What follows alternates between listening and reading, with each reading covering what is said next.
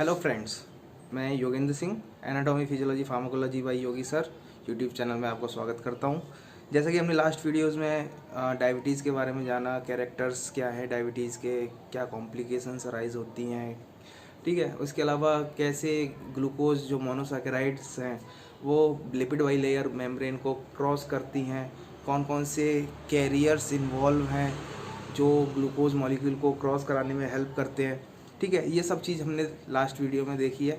अभी हम क्लासेस के बारे में पढ़ रहे थे कि जो ट्रांसपोर्टर्स हैं जो ग्लूकोज को क्रॉस कराने में हेल्प करते हैं वो कौन कौन से हैं। जैसे सोडियम डिपेंडेंट और सोडियम इंडिपेंडेंट ट्रांसपोर्टर्स के बारे में हम जान रहे थे। तो सोडियम डिपेंडेंट ट्रांसपोर्टर्स हमने ग्लूट 2 के बारे में जान लिया था, ग्लूट 1 और 3 के बारे में जान लिया था।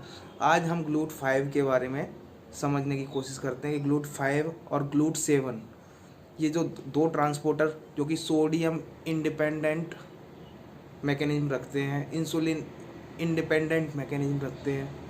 यानी जब कभी सोडियम हमारी बॉडी में नहीं है फिर भी ये अपनी मैकेनिज्म को शो करेंगे, जब कभी हमारी बॉडी में इंसुलिन नहीं है तब भी ये अपनी मैकेनिज्म को शो करेंगे।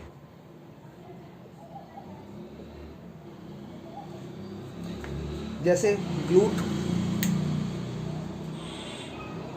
Glucose transporters, glucose transporter 5 and 7। तो ग्लूकोज ट्रांसपोर्टर 5 की बात कर लेते हैं पहले। ग्लूकोज ट्रांसपोर्टर 5 क्या है, ये भी हमारे बॉडी के अंदर पाया जाता है जैसे कि दूसरे ग्लूकोज ट्रांसपोर्टर्स पाए जाते हैं। कहाँ पाया जाता है? मेनली 2 जगह पे ये प्रीडोमिनेंटली अवेलेबल होता है। पहला इंटेस्टाइन, ग्लूट 5 जो है इंटेस्टाइन में अवेलेबल होता है, और इंटेस्टाइन में भी स्पेसिफिकली जेजुनम के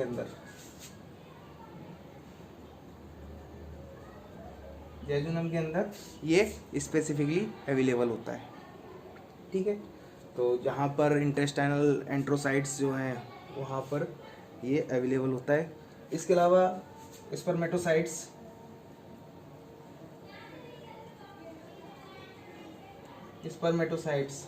यहाँ पर भी ग्लूट 5 अवेलेबल होता है, ठीक है। तो ये दो स्पेसिफिकली इंटेस्टाइन और स्पर्मेटोसाइट्स में ग्लूट 5 अवेलेबल होते हैं। इसका काम क्या होता है? जैसे कि हमने लास्ट वीडियो में देखा था कि पिछले कुछ वीडियोस में देखा है कि किस तरह से मोनोसैकेराइड्स, चाहे वो ग्लूकोज की बात कर रहा हूँ चाहे गैलेक्टोज की बात कर रहा हूँ, वो इंटेस्टाइन से लिपिड बाई मेम्ब्रेन को क्रॉस करके ब्लड में कैसे पहुँचती हैं वो हम लास्ट वीडियो में बात कर चुके हैं। उसी तरह से ग्लूट 5 जो है ये भी एक ट्रांसपोर्टर है जो कि फ्रक्टोज मोनोसैकेराइड्स को ट्रांसपोर्ट करने के काम में आता है। फ्रक्टोज जो प्रीडोमिनेंटली हमारे फ्रूट्स में अवेलेबल होते हैं, जैसे ग्रेप्स, फ्रक्टोज शुगर पाई जाती है, और भी बहुत सारे फ्रूट्स हैं जहाँ पर हमारे ये फ्रक्टोज पाया जाता है। जब हम खाते हैं, खाने के बाद, फ्रूट्स को खाने के बाद ये कैसे फ्रक्टोज मेम्ब्रेन अपनी इंटेस्टाइनल मेम्ब्रेन को क्रॉस करता है और ब्लड के अंदर पहुंचता है, ठीक है। तो जैसे कि मैं यहाँ पर एक डायग्राम बनाता हूँ इंटेस्टाइन का, उससे हम समझने की कोशिश करेंगे किस तरह से ये हमारी इंटेस्टाइनल मेम्ब्रेन को क्रॉस करता है।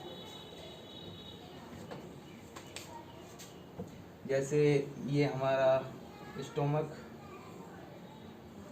और ये हमारी इंटेस्टाइन, ठीक है। यहाँ पर मैं एक एनलार्ज व्यू दिखाता हूँ इसका, एंट्रोसाइट का। ये एंट्रोसाइट है और यहाँ पर हमारा ब्लड सर्कुलेशन है, सिस्टमिक सर्कुलेशन है, ठीक है। तो ये जो ग्लूकोज और गैलेक्टोज वो स्पेसिफिकली सेकेंडरी एक्टिव ट्रांसपोर्ट के द्वारा, ग्लूकोज और गैलेक्टोज की बात कर रहा हूँ जो कि हम लास्ट वीडियो में बात कर चुके हैं, वो किस तरह से क्रॉस करते हैं इसको, ग्लूकोज और गैलेक्टोज। ग्लूकोज और galactose secondary active transport process के द्वारा, जो कि सोडियम डिपेंडेंट होती है, सोडियम डिपेंडेंट मैकेनिज्म होती है, उस प्रोसेस के द्वारा ब्लड सर्कुलेशन में पहुंचते हैं। हमारे लास्ट वीडियो को देख सकते हो आप, ग्लूकोज और गैलेक्टोज, ठीक है। लेकिन अगर मैं बात करूं फ्रक्टोज शुगर की, मोनोसैकेराइड है ये भी, तो फ्रक्टोज शुगर कैसे क्रॉस करती है, जब हम कोई डाइट लेते हैं, फ्रूट्स लिए, इसमें फ्रक्टोज है, ये फ्रक्टोज शुगर जो है ये ग्लूट ट्रांसपोर्टर 5 जो कि एपिकल मेम्ब्रेन पे पाया जाता है, इंटेस्टाइनल ब्रश बॉर्डर पे पाया जाता है। ये ट्रांसपोर्टर, इसका नाम ग्लूट है, ग्लूकोज ट्रांसपोर्टर है, लेकिन ये फ्रक्टोज को ट्रांसपोर्ट करने के काम में आता है। ये फ्रक्टोज शुगर को ट्रांसपोर्ट करने के काम में आता है। ये ग्लूट 5 जब आपने फ्रूट्स लिए, fructose sugar I, fructose sugar